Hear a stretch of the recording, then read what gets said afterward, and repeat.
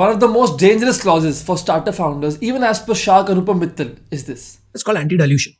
So next time if you raise at less than that valuation, you will make up the investor for as if he had invested in the latest value. And this clause was even discussed during a Shark Tank deal where the founder had a lot of trouble because of it. छूट रही है ये train, फटाफट सोच लो. Just मुझे एक point छूट रही है ट्रेन.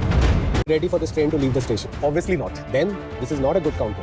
हमारा एंटी डाइल्यूशन ट्रैप ट्रिगर हो जाएगा यदि मैं उस वैल्यूएशन पे आता हूं. Waiver ले लेना यार. And in order to understand this clause, the first thing that you need to understand is that whenever a startup / company is issuing new shares, the equity of the existing shareholders gets diluted.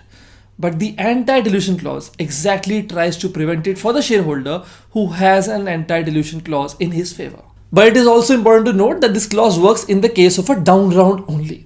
And now this clause can work in different legal mechanisms, but for the sake of this video, to oversimplify it, let's just assume one company that is valued at rupees 100 and one investor buys 20% of equity for rupees 20 along with an anti-dilution clause. But now let's just say after an year or so, the company needs more funds, but at this point of time, no investor is willing to come in at a valuation of rupees 100. So they do a down round and they now issue shares at the valuation of rupees 50.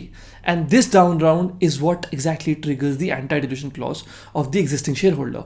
And once it kicks in, the consequence of it is that the startup will have to issue free shares to this existing shareholder who had an anti-dilution clause to make sure that his equity does not get diluted. But guess what? Since new shares are being issued, somebody's equity has to get diluted. And in most cases where this clause exists, the equity dilution happens for the founder.